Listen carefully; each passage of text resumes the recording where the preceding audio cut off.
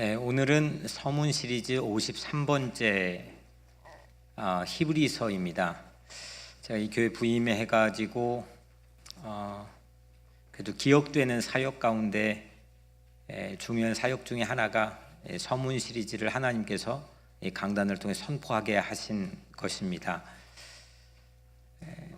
성경의 66권의 각 책의 처음 서문을 통해서 그 각 책의 전체의 숲을 조망할 수 있도록 하나님께서 우리들에게 은혜를 주셨습니다.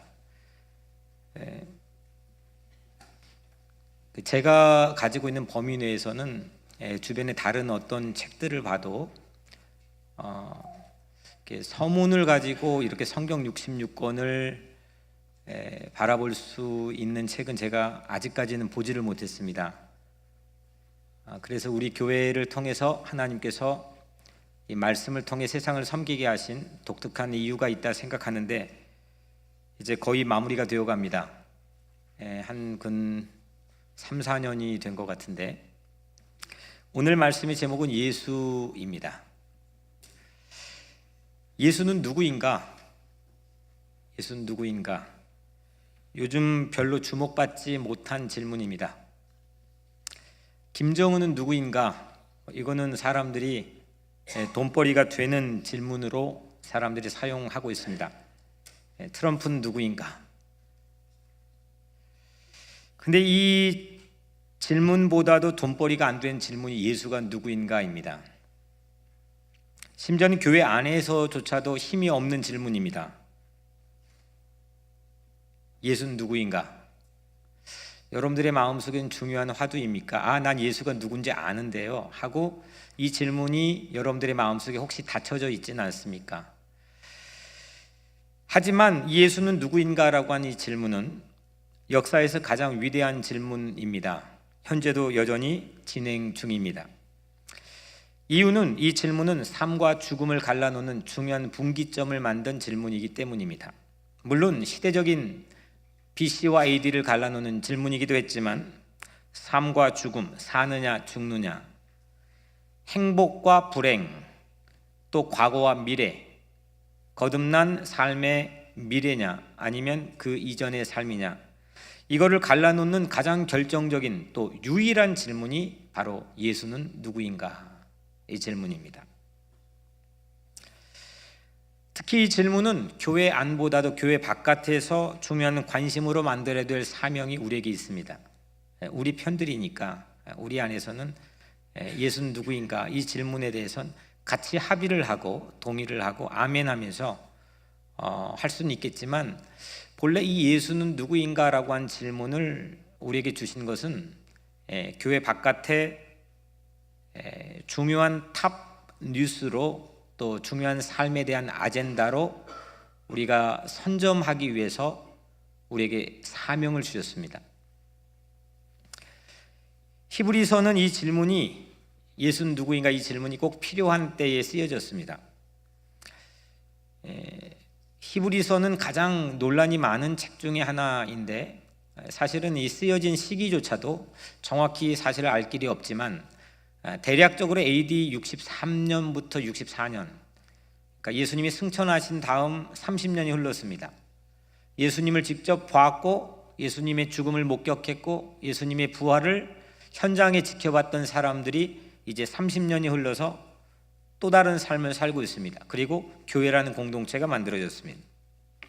그런데 그때 로마에 있는 유대인 교회에, 당시 세계 중심이었던 로마에 있는 유대인 교회에 엄청난 어려움들이 닥쳐왔습니다. 외부적인 요인이었는데 그것이 바로 우리가 악명으로 잘 알고 있는 네로 황제의 박해였습니다. 로마 성내에 불이 크게, 지금도 역사에 기록될 정도로 큰 불이 났는데 그를 전부 다 유대인들에게 뒤집어 씌웠습니다. 유대인 중에서도 유대인 기독교인, 유대인 중에서도 예수를 믿는 사람들에게 이걸 전부 뒤집어 씌워서 그 사람들을 전부 불로 태워 죽입니다. 네로 황제가. 그런 박해가 막 시작할 무렵에 이 히브리서는 쓰여졌다고 대충 우리가 합의하고 있습니다. 엄청난 박해로 어떤 일들이 일어나기 시작했냐면 기독교인이었던 사람들이 본래 다시 유대교로 돌아가는 겁니다. 기독교 신앙을 버리고 배교하는 사람들이 이쪽 저쪽에서 생겨나기 시작했습니다.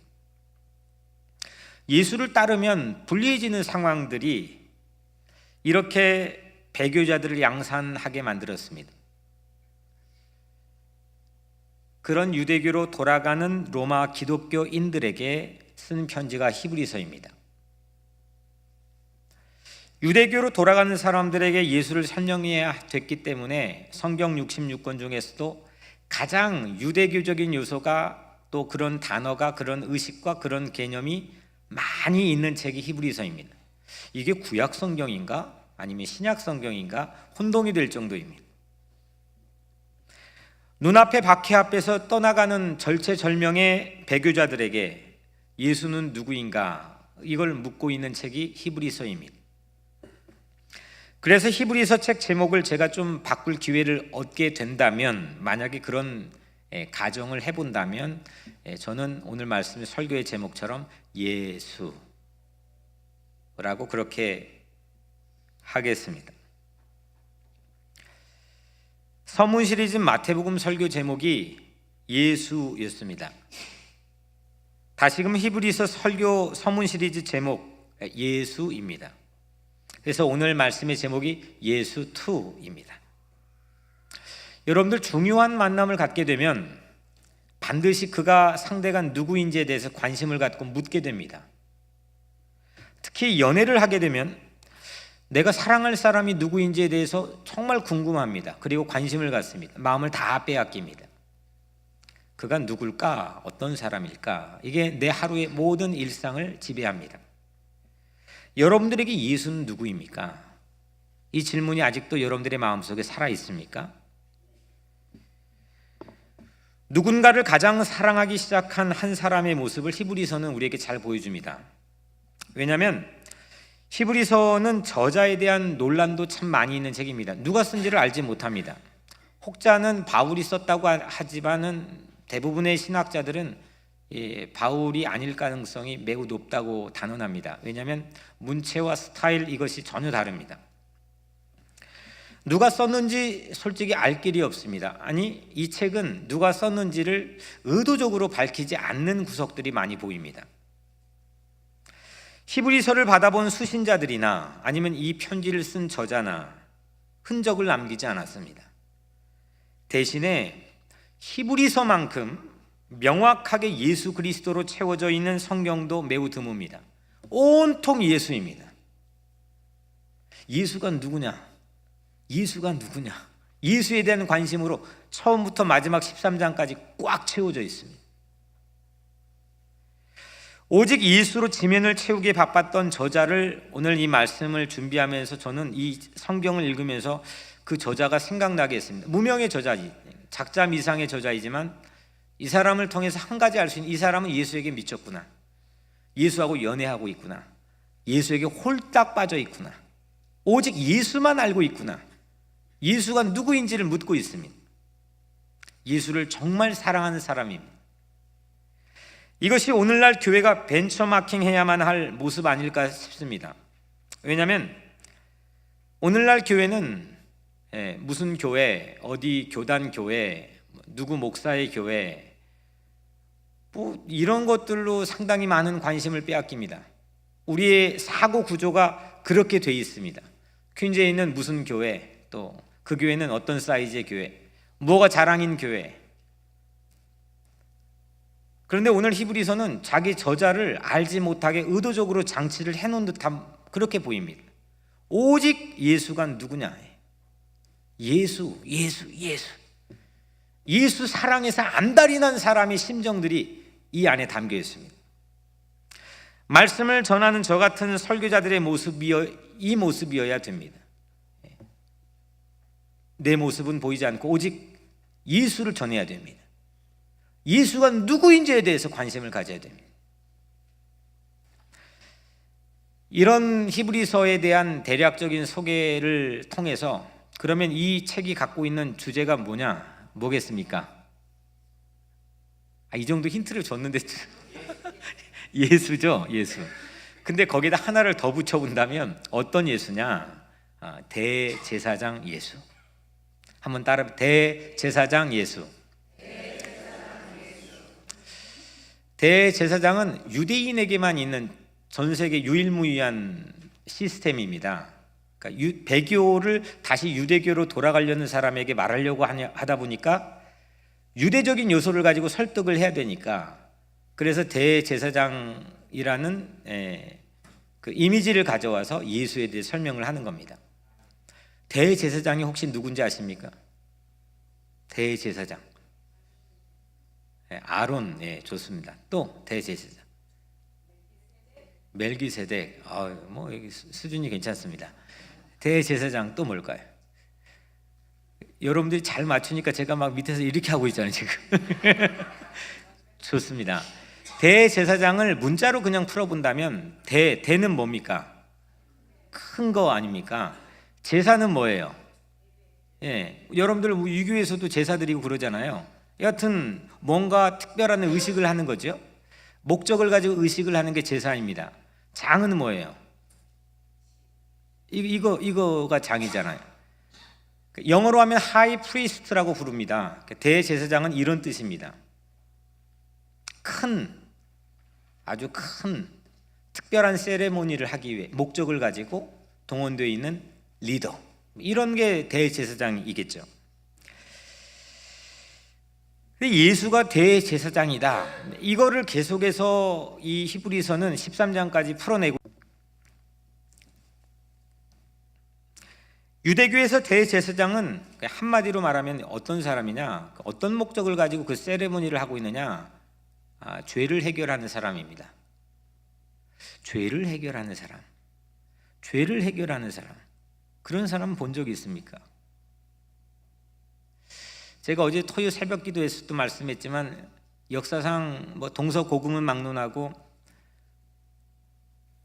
죄를 해결하는 단체나 죄를 해결해 주는 기관을 본 적이 없습니다. 죄를 해결해 주는, 예수 그리스도가 이 세상에 오셔서 어떻게 인간의 죄를 해결했는가, 그걸 해명하는 편지가 히브리서입니다. 어떻게 보면 히브리서는 구약 성경 레위기의 서편이라고 하겠습니다.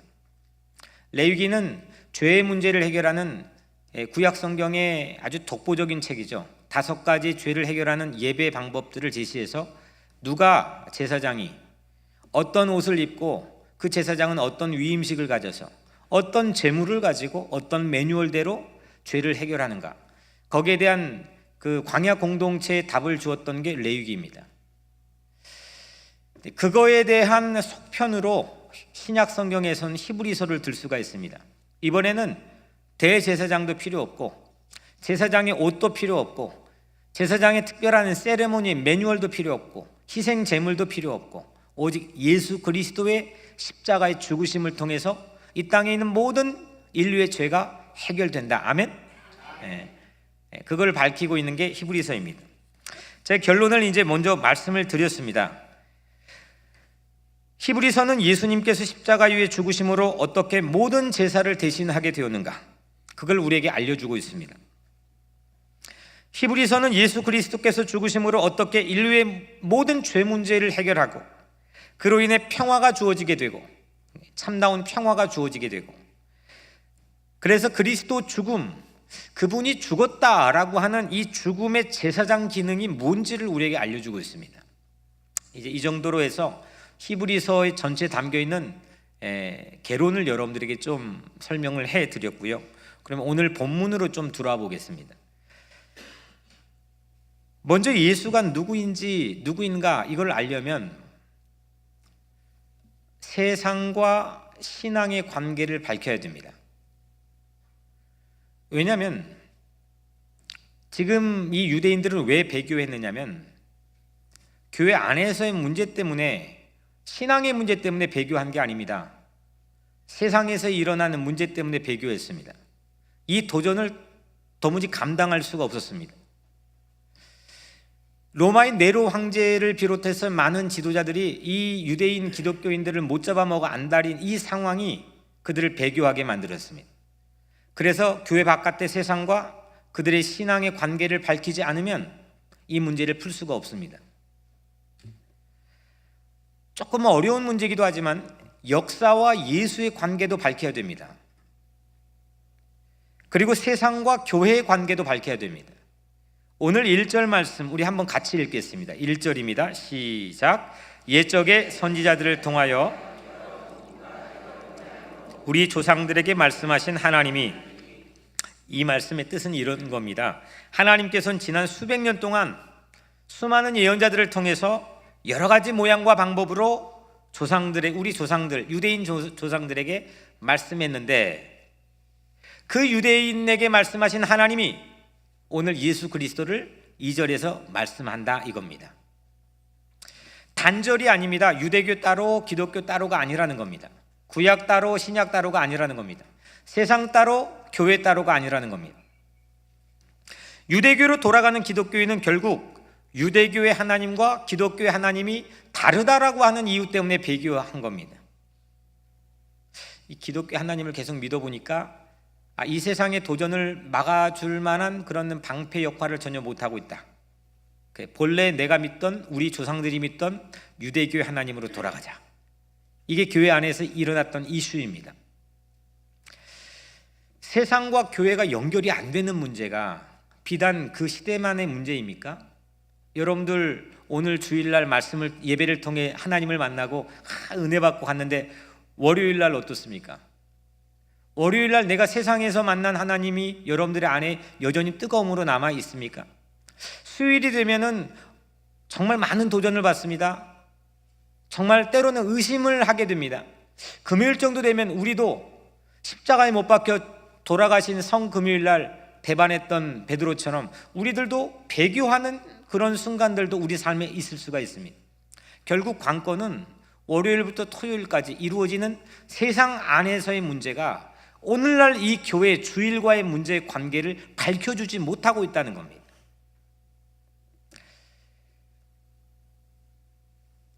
그런데 히브리서 저자는 수없는 세상을 이끌어 오신 하나님, 그 유대교의 하나님이, 구약의 하나님이 말씀하셨는데 그 하나님이 동일하게 예수 그리스도를 말씀하고 있다는 것을 이 서문에 담아놨습니다.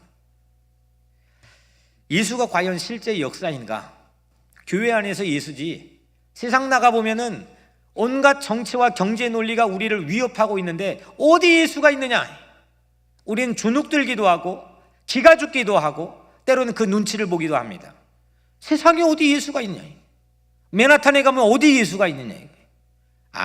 내가 예수처럼 살으라고 하는 그런 의미인가 보다. 절대요. 거기 예수가 있다는 것을 연결을 해야 된다는 겁니다. 세상에서도 예수는 체험될 수 있는 것인가? 이 질문을 우리는 오늘 말씀을 통해 도전받습니다. 세상에서 예수가 체험될 수 있는 건가? 아니, 여기서 우리 편끼리 있는데 이 교회 안에서 그 예수를 못 나누고 그 예수를 체험하지 못한다는 건 그거 뭐 문제가 되는 거죠. 문제는 세상에서 예수가 과연 체험될 수 있는 건가? 초대교회 처음 교회가 만들어졌던 원형의 모습들을 우리가 추정해 살펴본다면 이 사람들은 교회 바깥에서 그 예수가 세상의 탑기사가 되기 위해 이슈를 선점하기 위해 목숨을 걸고 싸웠습니다. 어디 교회 안에서 뭐 이거 예수, 그건 그냥 자연스럽게 나오는 은혜의 열매일 뿐이지, 교회 바깥에서 억척스러운 세상의 도전과 함께해서 그 예수가 누구인가 그 질문을 세상의 탑기사가 되기 위해서 싸웠습니다. 그리고 300년이 채 되지 않아 그 소원을 이루었습니다. 로마의 제국을 무너뜨리고 그리고 로마의 국교가 되었습니다. 제가 얼마 전에 영화를 봤습니다. 우리 자녀들이 요청이 있어가지고 실화를 바탕으로 한 영화인데 미국에서 1400만 부 베스트셀러가 된 책을 바탕으로 한 실화 영화입니다. 1970년대경 뉴욕을 바탕으로 한 영화인데 제목이 예수는 역사다입니다. 여러분들 가진 셀폰에 유튜브에 들어가서 지금 말고 집에 가서 예수는 역사다. 영어 제목이 Case for Christ. 이걸 치면 아마 바로 떠서 볼 수가 있을 겁니다. 그 영화 이야기를 잠깐 제가 여러분들에게 들려드리겠습니다. 부부가 있었습니다. 젊은 부부입니다. 남편은 그 유력 그 일간지였던 트리뷴이라고 하는 신문 기자였는데 당시 최연소 기자로 입사해서 능력을 인정받고 승승장구했던 아주 출중한 사람이었습니다. 근데 어느 날 저녁 식사 자리에서 자기 그 조그만한 딸이 있었는데 같이 밥을 먹다가 이 딸이 그 동전 넣으면 조그만한 그 동그란 선물 나오는 거 있잖아요. 요즘에도 그걸 동전 넣고 혼자 저기 가서 하다가 목에 걸려버린 겁니다. 그래서 이게 숨을 못 쉬고 이제 거의 막 죽으려고 하는데 옆 테이블에 있던 한 흑인 아줌마가 와서 이거 뭐 어떻게 응급처치를 해가지고 살려냈습니다. 놀라지 마시고 살려내야 영화가 될 거 아닙니까? 이후 이 광경을 보고 그 흑인 아줌마가 그 독실한 크리스찬이었고 간호사였는데 그의 도움을 받아서 아내가 신앙을 갖습니다. 근데 남편은 이 부부가 둘 다 무신론자였는데 남편은 이 아내의 변화된 신앙의 모습과는 다르게 끝까지 신문 기자답게 무신론자를 고수합니다. 그의 가지고 있는 어떤 철칙은 이런 겁니다. 사실을 통해서만 진실로 갈 수 있다. 이 말이 평범하게 들지는 모르지만 제가 영국에 공부할 때 한국의 유력 그 한겨레 신문 그 사회부 기자가 같이 공부를 했는데 저에게 들려준 말이 상당히 충격적이었습니다. 우리 기자들의 생명은 팩트입니다. 팩트를 누가 선점하고 그 팩트를 누가 빨리 보도할 수 있느냐. 하지만 보도했다고 하더라도 그게 사실 팩트가 아니었을 때는 그 기자로서 생명이 없는 겁니다. 나도 마찬가지인데 이제 그때 그 생각을 했죠. 나도 목사도 결국 팩트 싸움하는 건데 사실 싸움하는 건데 뭐 그런 생각을 했었습니다. 여튼 이 남편은 신문 기자로서 사실을 통해서만 진실에 접근할 수 있다. 뭐 이런 지론을 가지고 있었고 그런 생각 끝에 뭐 당연히 예수를 믿지 않고 무신론자를 고수했습니다. 그래서 주인공인 남편은 급기야 하나님을 부정하고 또 아내와도 심각한 갈등을 빚게 됩니다. 싸우고 서로 사이가 좋지 않게 됩니다. 세상에서 사실만 쫓던 남편은 예수는 신화다, 예수는 전설이다 이렇게 생각하게 됩니다. 세상에서 예수가 어디 있느냐? 세상에 가봐라 예수가 있는 흔적이 있는지. 눈에 보이는 것만 실제라고 믿던 남편은 이걸 어떻게 하면 내 아내가 믿고 있는 기독교를 허물 수 있을까? 하루는 편집장을 찾아갑니다. 편집장에게 내가 기독교를 허물겠습니다. 그래서 이 트리뷴주에 일면 탑기사로 실어보고 싶습니다. 그랬더니 수많은 사람들이 그걸 시도해봤는데 내가 아직 성공해봤다는 얘기를 못 들어봤는데 네가 그걸 해보려고? 한번 해봐라. 그래서 그때부터 남편이 아주 골머리를 앓습니다. 그리고 생각해낸 게 참 똑똑한 사람인 겁니다. 어떤 거를 잡았냐면 이 기독교를 허물려면 이 벽돌 하나만 치우면 되겠구나. 예수가 죽었다가 다시 부활한 것만 허구임을 밝히면 이건 기독교는 허물어지는구나. 내가 한번 해봐야지. 용기도 가상합니다. 그래서 그는 그때부터 수없는 관련 서적들을 읽고 성경을 읽기 시작합니다.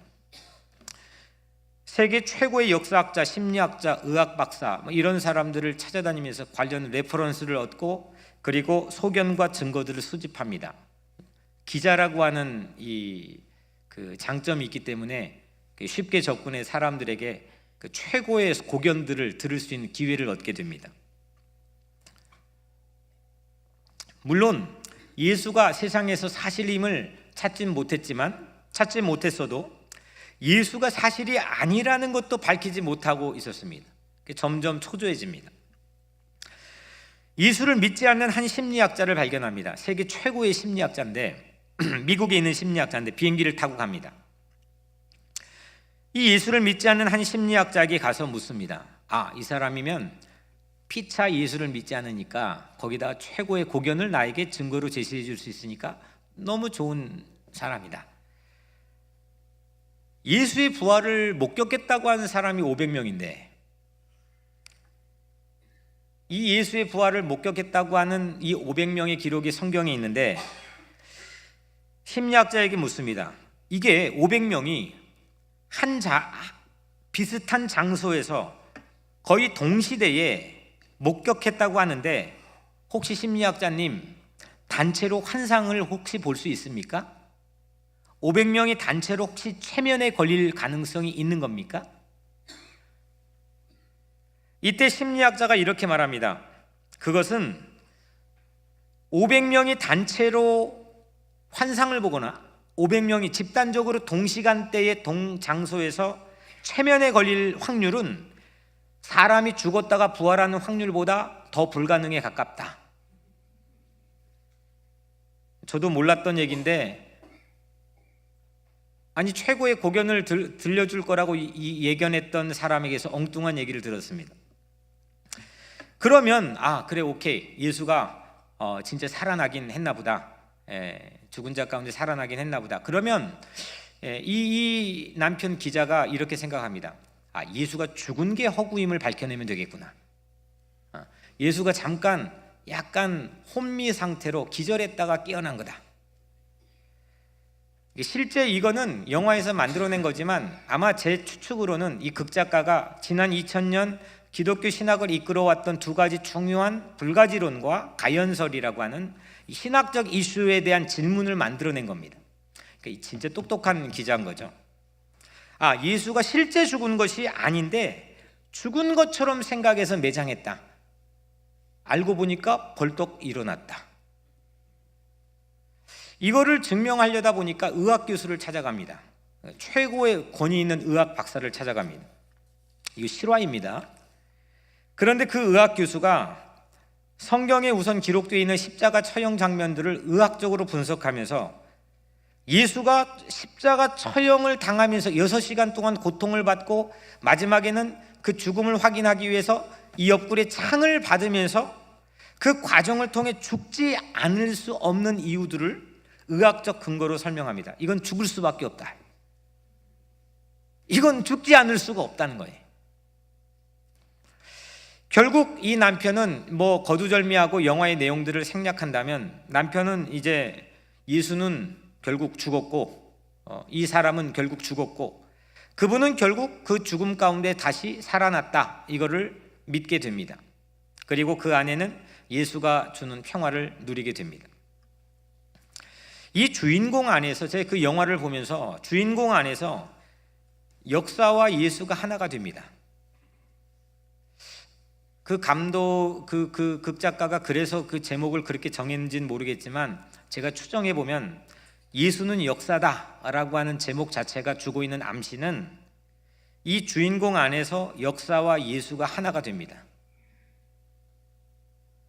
세상과 신앙이 하나가 됩니다. 교회와 교회 바깥이 하나가 됩니다.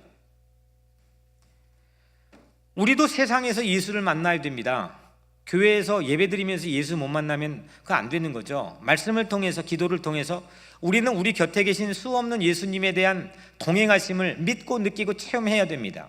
근데 여기에서는 우리 편끼리입니다. 다시 말씀드리지만 세상에서 수없는 도전과 위협과 배교하고 의심할 만한 수없는 근거가 우리에게 공격해오는 그런 세상 한복판에서 우리는 예수를 봐야 됩니다.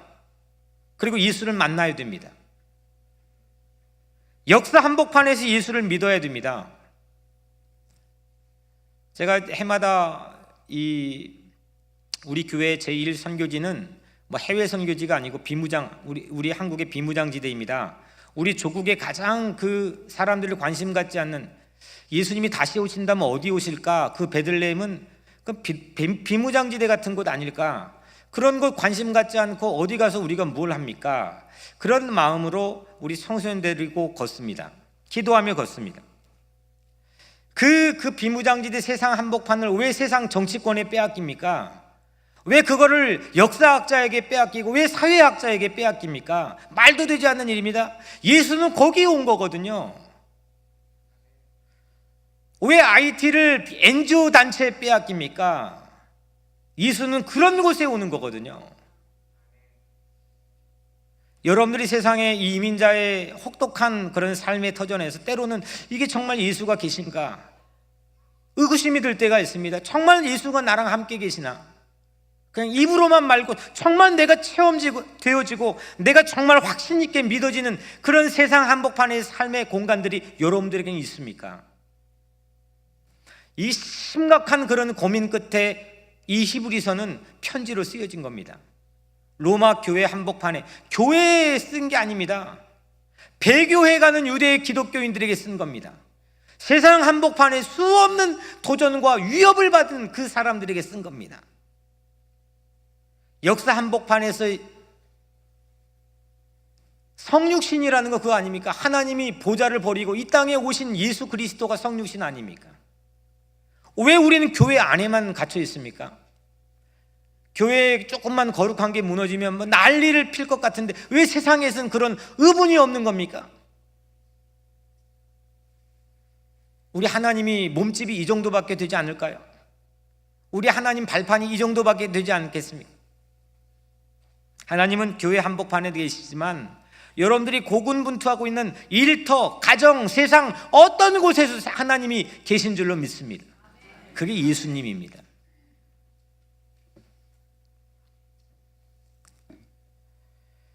그런 의미에서 이보교 이민자 보호교회 지난 주일 했던 전국대회는 세상 한복판에서 예수를 만나게 하는 하나님의 선물인 줄로 믿습니다.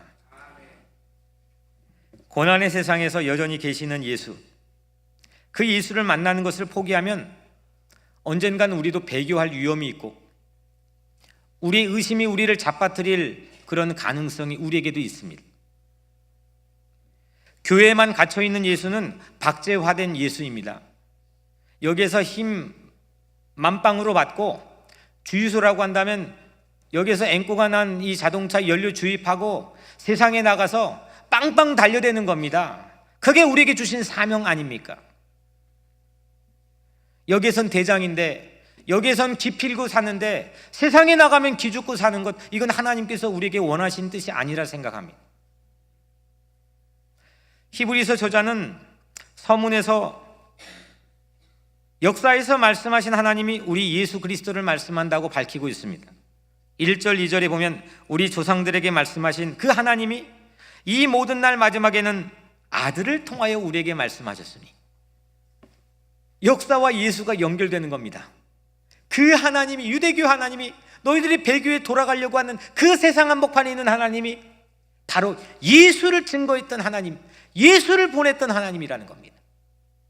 이게 플러그인이 돼야 됩니다. 세상에서도 예수를 믿을 수 있는 사람이 세상에서 예수를 증언할 수 있습니다. 예수가 역사라고 하는 사실을 믿는 사람들이 역사 한복판에, 고난받는 역사 한복판에 예수를 증언할 수가 있습니다. 2절에 이 아들을 만유의 상속자로 세우시고, 만유가 혹시 뭔 뜻인지 아세요? 한문이라 만유, 세상 모든 만물, 모든 것, 우주 모든 움직이는 모든 물질 세계, 이게 만유입니다. 이 아들을 만유의 상속자로 세우시고 또 그로 말미암아 모든 세계를 지으셨느니라. 이 말씀은 이런 뜻 아닐까요? 태초에 예수가 세상을 짓고 최후에 세상은 예수의 소유가 된다는 거 아닙니까? 예수가 세상에서 여전히 실패하는 사례로 우리는 의심하게 됩니다. 밖에 나가보니까 예수 믿는 사람들이 잘 안 되는 경우들을 보게 됩니다. 간혹 보면은 예수 믿는 사람들이 고통받는 경우들을 보게 됩니다. 예수 믿는 사람들이 가난한 것도 보고, 예수 믿는 사람들이 병 걸리는 것도 보고, 예수 믿는 사람들이 심지어 죽고 억울한 상황도 봅니다. 이게 뭔가? 이것 때문에 우리는 의심한 근거를 갖게 됩니다. 하지만 오늘 히브리서 기자는 아주 당당하게 이렇게 밝히고 있지 않습니까? 태초에 예수가 세상을 지었고 최후의 세상의 종지부를 찍을 건 세상의 소유를 갖고 있는 예수 한 분뿐이라는 겁니다. 하지만 그렇다고 해서 예수가 세상에 없다는 것을 밝힐 증거가 세상 사람들이 있을까요? 좀 전에 봤던 그 리라고 하는 주인공처럼 예수가 세상에 없네? 그런 케이스들만 나는 왜 경험하게 되지? 그런 케이스들을 차곡차곡 쌓으면서 예수를 도전하고 예수를 의심하고 불신하고 배교할 그럴 단단한 이론적인 무장을 하지만, 그런 사람들, 그렇다고 해서 제가 반문해보면 예수가 세상에 없다는 것을 밝힐 증거가 과연 있느냐? 없습니다. 세상이 움직여지는 이치조차도 밝히지 못합니다. 그런데 저는 믿음으로 고백합니다.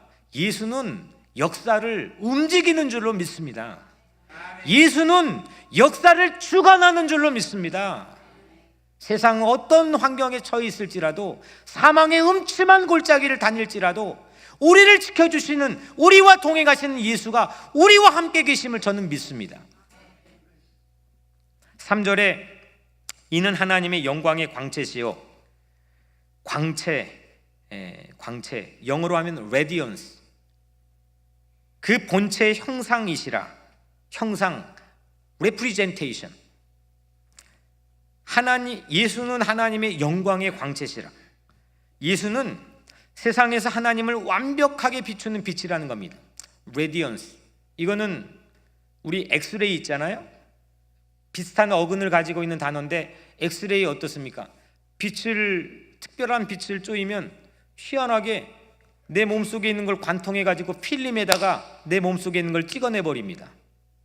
세상의 한복판에 어디 예수가 있냐, 어디 하나님이 있냐 반문하는 우리 마음속에 도전들이 있지만, 예수 한 분은 세상 한복판에 하나님을 찍어낸 엑스레이였습니다.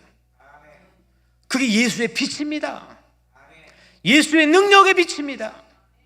예수의 능력의 영광의 광채입니다. 그걸 포기하지 않아야 된다는 겁니다. 그 본체 형상이시라.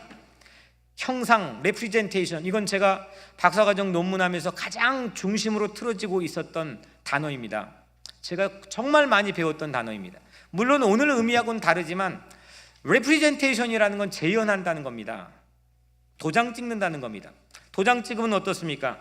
이 도장으로 여기다 도장을 찍으면 도장은 여기 있는데 도장의 똑같은 면이 여기에 찍힙니다. 하나님의 심성, 하나님의 능력, 하나님 본체 모든 걸 세상에 찍어낼 도장이 어디에 있습니까? 베레벨 왕조들이, 수많은 제국들이, 수많은 권력과 경제들이 노력했지만 물거품처럼 사라졌습니다. 그런데 예수 그리스도는 사람의 아들로 이 땅에 오셔서 30년 동안 이 땅의 삶을 사시고 3년의 공생의 삶을 사시고 십자가에 죽으시고 부활하시고 승천하셨던 그 예수는 하나님의 영광을 그대로 찍어낸 도장과 같은 유일한 형체의 재현인 줄로 믿습니다. 그 믿음이 있다는 거죠. 이 세상에 나가서 그 도장이 있다는 겁니다. 교회만 찍혀 있는 게 아니고 세상의 모든 곳곳, 특별히 고난받고 가난하고 소외받고 예수가 복음서에서 만졌던, 다녔던, 만났던 수없는 그 처량한 이웃들, 죄인들, 그 사람들에게 예수는 도장을 찍고 다녔습니다. 근데 강도 만난 이웃을 지나치는데 그 도장을 못 본 척하고, 보지도 못하죠. 제사장 레위인, 그 잘난 척하는 종교 지도자들 그냥 지나갔지만 기대하지 않았던 선한 사마리아 사람은 그걸 보고 섬기지 않았습니까?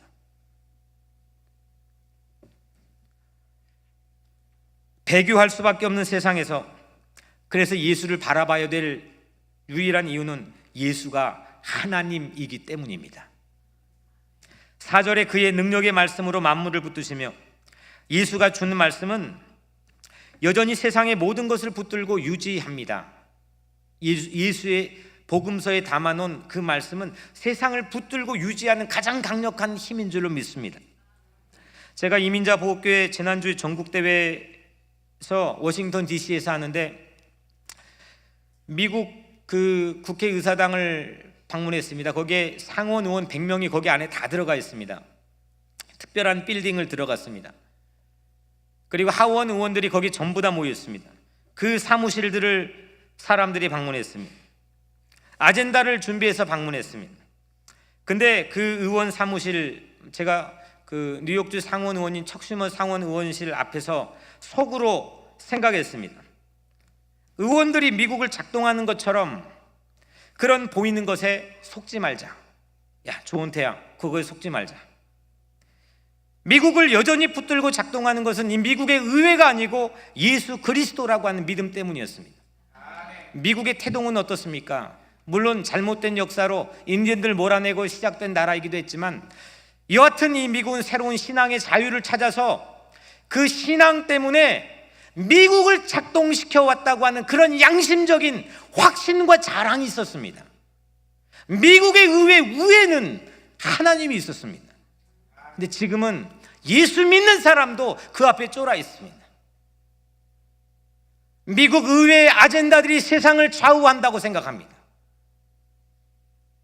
근데 오늘 히브리서 이 편지의 서문을 쓴 이 저자가 누군지를 모르지만 그런 자신감이 느껴졌습니다. 야, 대단한 사람이구나. 진짜 믿는 사람이구나. 수없는 사람들이 배교에 갔는데 그런 상황에서 이런 필체로 쓰고 있구나. 결국 우리는 세상에 기싸움하는 거 아니겠습니까? 세상 기가 우리를 누르느냐, 우리가 가지고 있는 믿음의 기가 세상을 누르고 승리하느냐.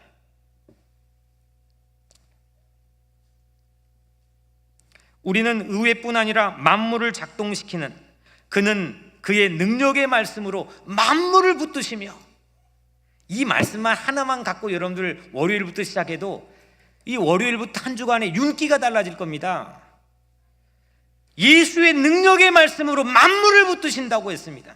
뭐에 기가 죽습니까? 뭐에 불안하고 두려워합니까? 의회뿐 아니라 만물을 작동시키는 교회를 여전히 우리는 신뢰해야 됩니다. 3절에 죄를 정결하게 하는 일을 하시고 높은 곳에 계신 지극히 크신 이의 우편에 앉으셨느니라. 토요일 새벽에 말씀드렸던 것처럼 이 사회는 죄를 해결하는 기관이나 단체를 하나도 갖고 있지 않습니다. 구약의 유대교는 유일하게 이를 갖고 있었습니다. 죄를 용서받을 수 있는 성전이 있었고, 죄를 용서하는 의식이 있었고, 죄를 용서하는 데 전문직에 종사하는 대제사장이 있었습니다. 그런데 오늘 히브리서 기자는 영원한 대제사장은 오직 예수 그리스도 한 분뿐이라고 우리에게 말씀하고 있습니다. 십자가에서 우리 죄를 위해 대신 죽으시고 다시 부활하셔서 하나님 우편에 앉아 계셔서, 하나님 우편에 앉아 계셔서 장차 이 땅의 모든 죄를 심판하실 보좌에 앉아 계신 예수 그리스도만이 이 땅의 모든 악의 문제를, 죄의 문제를 해결할 수 있는 유일한 분이라는 겁니다. 믿습니까? 예수는 누구인가 정리하겠습니다.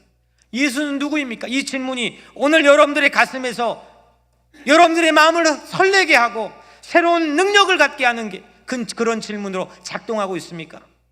오늘날 교회는 이 질문을 갖고 있습니까? 뭐 세상이 누구입니까? 세상은 어떻습니까? 이런 질문을 갖고 있습니까? 예수는 누구냐? 오늘 히브리서의 결론은 이겁니다. 예수는 세상의 죄를 해결하는 하나님이시다. 그래서 대제사장 예수입니다. 세상의 문제를 해결하는 하나님입니다. 여러분들의 문제가 아무리 많아도 세상의 모든 문제를 해결하는 것은 예수 그리스도 한 분뿐이라는 겁니다. 죄된 세상을 여전히 붙들고 계시고 그 죄된 세상을 유지하고 계시는 하나님, 엑스레이 빛으로 세상을 유일하게 진단할 수 있고 그것에 하나님의 말씀을 비추어 죄를 정결하게 하고 우편에서 최후 심판의 종지부를 찍을 분도 오직 예수 그리스도라는 겁니다. 내 인생의 처음이자 마지막도 예수고 세상의 처음이자 마지막도 예수라는 겁니다.